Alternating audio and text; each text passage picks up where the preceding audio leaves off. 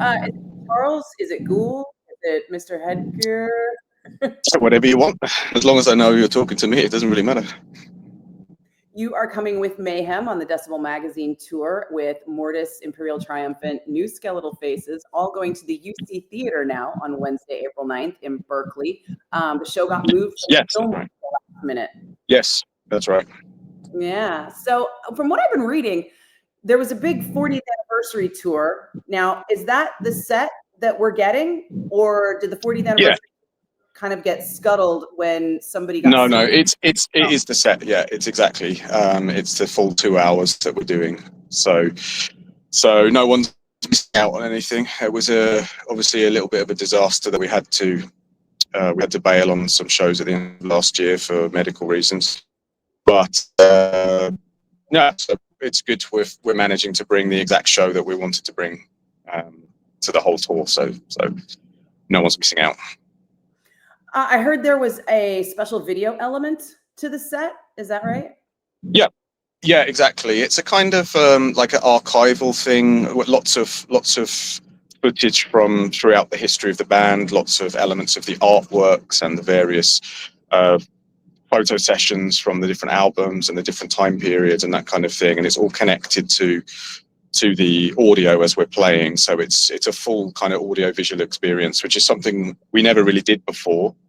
But it seems to be people responding to it very well. It's enjoyable for us to do, but it definitely adds a kind of an extra impact, an extra element to the whole thing. And we still have the full light show and everything, but it really adds something to the whole stage and the experience, especially for the fans and the real kind of Mayhem nerds who like to see these, these rare pictures and footage and it kind of adds to the full experience. The idea behind the show is to be a kind of a trip through the whole legacy of the band and the history, and the visual aspect obviously adds an enormous amount to that, especially nowadays when people live in a very kind of visual oriented media world, so yeah, it's great actually. It's a lot of fun to do and people seem to respond to it very well.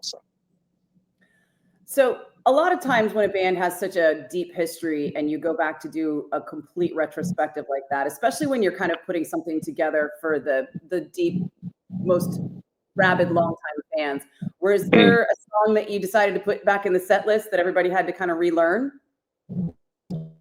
There were some new ones that we'd never played before. There was definitely some stuff that we had to relearn. The set is extremely different from what we were doing when we came through last time, which was with the Cannibal Corpse. That was an hour-long set, so this time there's a huge amount more. There's a couple of songs we never played before doing this, like Chimera, for example. So yeah, it was a lot of work. There was a lot of work to do in the rehearsal room to be ready for this, and it's a lot of work to do the show as well. 2 hours is a long time to be on stage, especially doing this kind of music. So it's something. There's been a lot of struggle and a lot of work and a lot of effort and thought and blood, sweat, and tears to get to this point. Now, you've had some time to practice this 40th anniversary set, right? It went to Australia first, and you've been out for a couple of weeks now. Yeah, let me think. We were over the halfway point this tour. So if you include all the times we've done the show up to now and this tour, then we've certainly got our claws into it pretty firmly. I mean, we know the drill pretty well now. Luckily, I mean, for a 2 hour set, you don't have time to get bored of it because it's so long. Actually it's worse in a way doing short sets and doing the same thing every night, because it's this thing you get lost in, you get completely absorbed in, because it's 2 hours. It's a lot, and it's 2 hours of a very, like I told you, it's like a journey, through the history. So it's a lot of work, but it's rewarding work, and it does, and it goes fast. At least for me on stage, it goes very fast. With the way that black metal has kind of originated with bands like Mayhem, and now become a cultural export for the nation, going from completely being unaccepted by society to being wholly accepted by like the Norwegian society at large. Is that weird being a part of that? Yeah, I don't necessarily think it's a good thing either. I think the whole thing feels very typical of any sort of, society, media, politicians. They all just like to look like they're doing the right thing. They like to look. It's never about standing up for the art or standing up for the ideas, or it's always only about what's acceptable, and so on what way the wind is blowing. So I don't really care too much about whether society accepts it or whether it's a cultural export or whatever, because I think it's just it's extremely cynical. When at one time the band was hated because it was pushing against society, and then things shifted a little bit because society became a bit more liberal, and now suddenly everyone wants to claim it as being there, to be a champion of it. And I think that's firstly, it's degrading for the artwork, and secondly, it's completely dishonest and inauthentic. Inauthentic. Yeah. So it's because it's coming from a disingenuous place. Do you think if it had been somebody who actually was a fan that championed it being more mainstream or bringing it out to the world as a cultural export, you might feel a little different about it? Or well, I'm sure that there are. I mean, don't get me wrong. I'm not decrying the entire thing. I'm sure there are people within who genuinely have a passion for it, and it's a genuine thing. So please don't take me wrong on that. I'm talking more as a broad social trend is what I dislike. But yeah, I'm not sure any fans of this band really want it to be mainstream, or there's a lot of gatekeeping, and I understand that totally. When I like something, it sort of annoys me once too many people start liking it as well. You sort of feel a little bit of ownership for it. But yeah, of course there are some genuine fans who are within that, and of course they were kids, and then they grew up, and then they got positions of power or importance. And so it's a kind of logical thing that's going to happen, I think, with almost any kind of art. I mean, it happened with like hip hop and gangster rap in the 90s. That kind of became like socially acceptable to like that stuff. I think it's the same with any kind of art. It's really it's a generational thing. Parents don't like what the children like. Children like it because the parents don't like it. Then the children grow up and become the adults, and then everything shifts. I think maybe it's also weird to see the transition because the genre was born kind of isolation, of like a geographic isolation, a cultural isolation, a musical isolation. Well, it was. Yeah, I mean, it's an isolation that I think it's very common feeling for, especially teenagers, to have young people. It's that isolation, and it's kind of, where do I fit in the world and in society? It has borne immeasurable numbers of genres of various kinds of art and music and whatever. It's a very powerful, compelling factor in especially younger people's desire to create something of their own and something that expresses that kind of sense. But of course, this kind of music is heavily leans into that sense of isolation and nihilism, and so it's a slightly different thing in that way. But I think that spirit is still there, even now that it's become a much more globally accepted thing. I think that's kind of still the spirit that inspires people to make this kind of music. I mean, you guys were in the New York Times, of all things. Yeah, yeah. So randomly mainstream. Yeah, I mean, it's nice for once to be in the news for something that's to do with the music and not, so in that way, I suppose it's good. But I don't really know who. It's great they want to cover it, but I'm just not really sure who it's for, because the fans already know about us, and the normies don't care. I suppose it's just the sort of novelty and the, you might get one or two new fans out of that, and that's a good thing, I suppose. One or two people might never have heard of you, and suddenly now they've discovered your thing through that. So that can't be bad, I suppose. Is that also the blessing and the curse of having a band with kind of a notorious past? Even though it's so far in the past, it's still going to be brought up over and over. Oh, it's woven into the fabric of everything. You can't remove it. It's there. It's part of the whole. It's part of the history. It's part of the legacy. There's no point in trying to distance yourself from it, because that's hopeless anyway. It's the thing that attracts, I would say, probably 80% of the people that discover the band. That's like the thing that's the gateway that gets them through, into it. Do you think it's changed the way anything's done musically now that people are so cross-country global? I mean, you're for English, us, right? And the band. Not for us. Yeah. No, it's not really changed anything. I mean, in terms of the genre, it's definitely changed things because you're starting to see cultural elements coming in from all different places. From like Asia, South America, you're starting to hear other people's version of this, which is fascinating, actually, when you get these extra sort of elements of spice and cultural colorations to the sound. I think it's a really fascinating thing. But for us, it's we just do what we feel is the right thing to do. It's very much a gut feeling thing, I think. And in some cases, literal color. Because I remember the 90s when we had, here in the US, I was in San Francisco, and we had no idea black metal existed. I remember bands would come through on tour and just tell me about it. Oh yeah, there's this whole thing happening over there, and you wouldn't believe it. And so, we would get maybe like a fanzine that was like somebody drew it in black marker on white paper and photocopied it, shipped it over here, and you found it at Tower Records, and you were like, what the hell is this? It was almost like a comic book. Well, unfortunately, that kind of thing is really a thing of the past because of the internet. There's no mystery to anything anymore.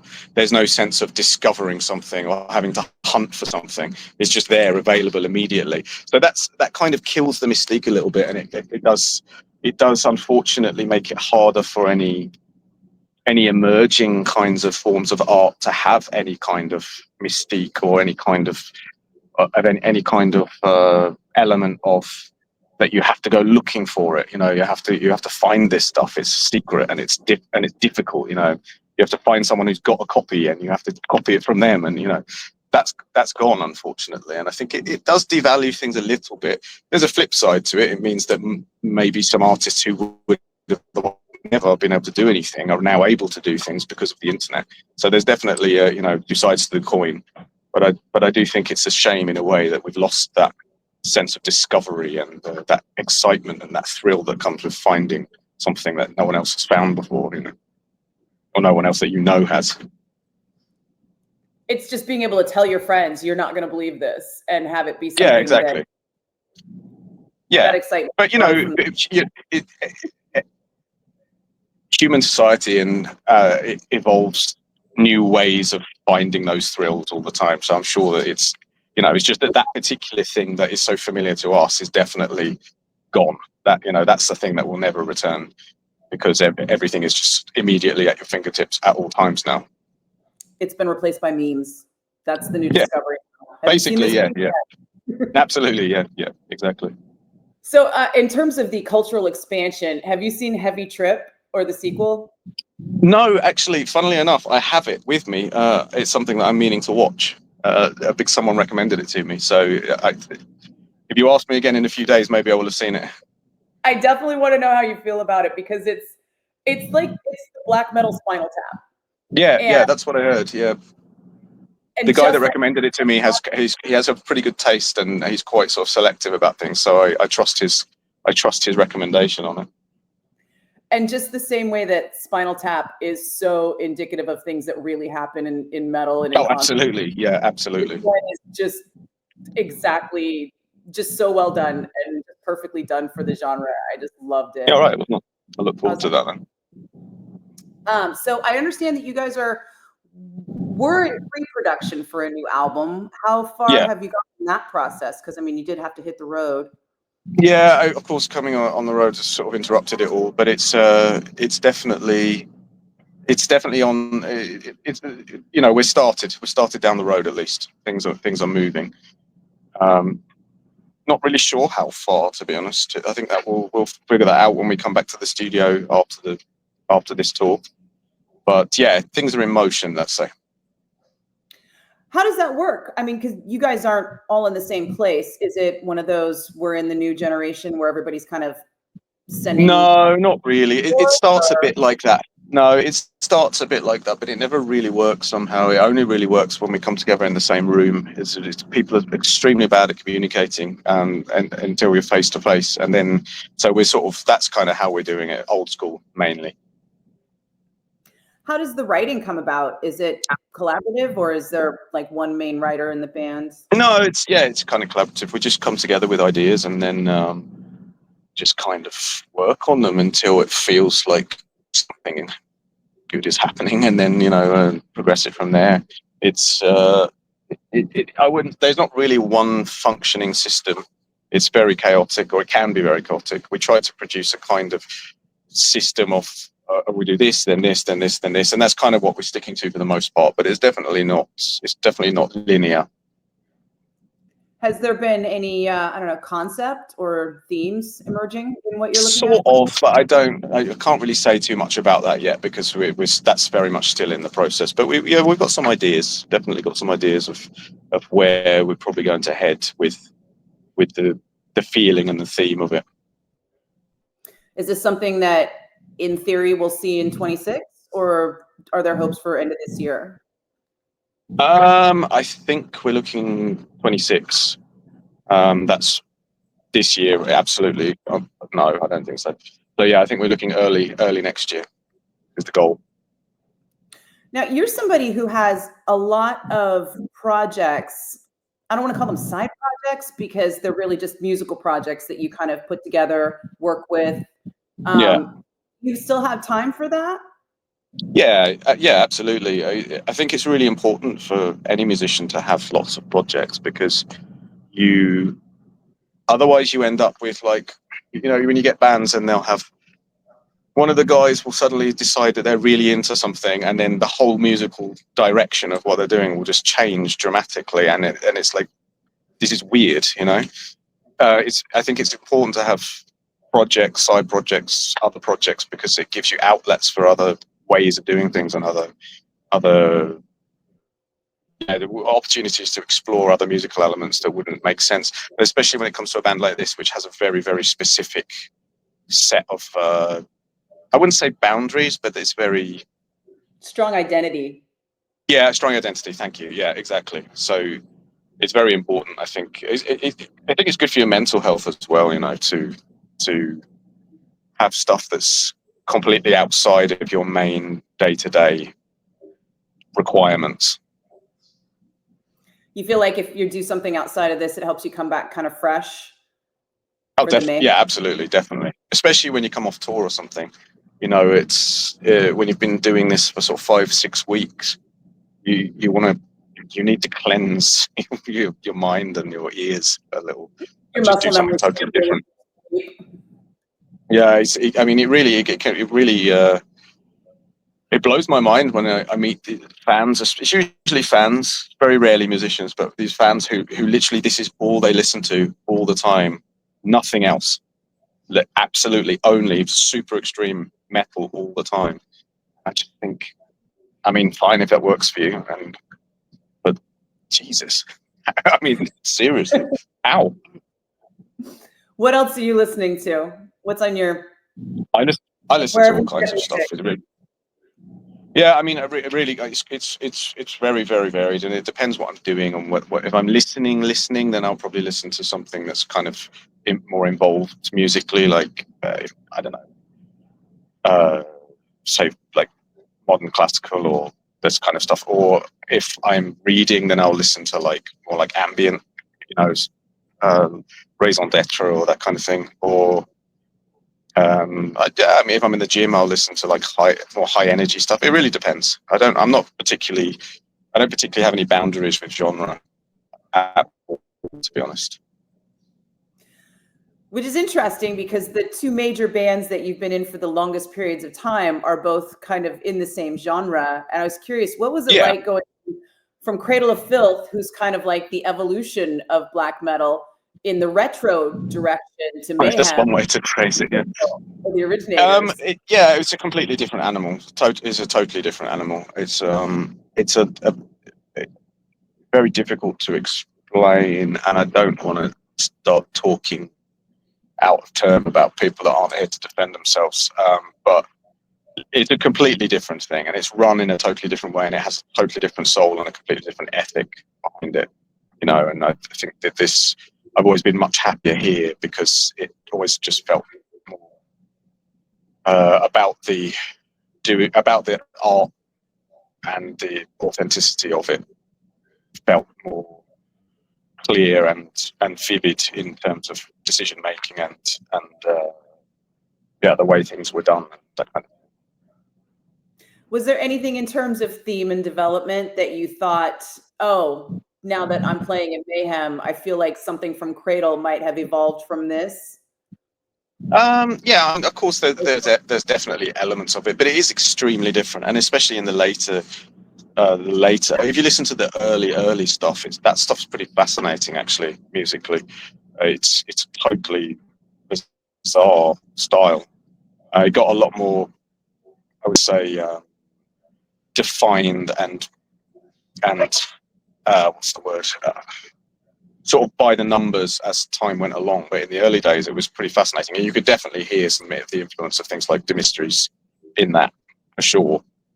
But it was way more than that. There was all kinds of stuff within that.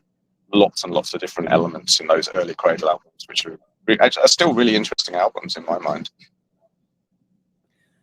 So we're getting the full retrospective of Mayhem at UC Theater on Wednesday, April 9th. And I'm curious, since you've been out with the opener for a couple of weeks now, what are your thoughts on the bands that people should get? All great, and everyone's getting along really well, and the fans seem to like the package. So I think it's nothing really. There's no notes from me. I think it's a really good package, and I really like the Imperial Triumphant stuff anyway. We played with them, we've done them for a few years, so it's great to finally get to actually do a full tour with them. Mortis, of course, we've worked with many times, and the New Skeletal Faces guys are great fun. So, and I really like what they're doing as well. So, I think it's great. Have there been any tour pranks? No. This is black metal. We don't have fun. Everybody's very well behaved and solemn. Actually, people have been shockingly well behaved on this tour compared to previous ones. Yeah, it's been very calm. Well, I mean, I Too think calm. That's suspicious. Yeah, that's exactly my thought, actually. It's extremely suspicious. I'd be a little worried on those last 2 days that something's going to burst. Yeah, well, they should be worried if it does. Awesome. Well, we will see you at the UC Theater in Berkeley on Wednesday, April 9th. And again, Yes. It's been moved from the Fillmore for people who didn't know. And Decibel Magazine Tour. This is the 12th year for that, the 40th year for Mayhem. We're 4 decades on, because Yes. 40, technically the 41st, right? Yes. Something like that, but yeah. Yeah, but that's fine. It still counts. Awesome. Anything else that we haven't talked about that you want to plug? No, I think it's pretty comprehensive. We're sort of reaching into the last run of this all now, so it's getting quite exciting to get this stretch down the West Coast. It's going to be great to get back down there again. Nice weather, hopefully. Anything in San Francisco, anything in Berkeley or the Bay Area that you have experience with or are looking forward to trying to do while you're I've done all the touristy stuff around there in the past. I don't think this time we're going to have a lot of time because it's quite sort of straight in play and straight out again.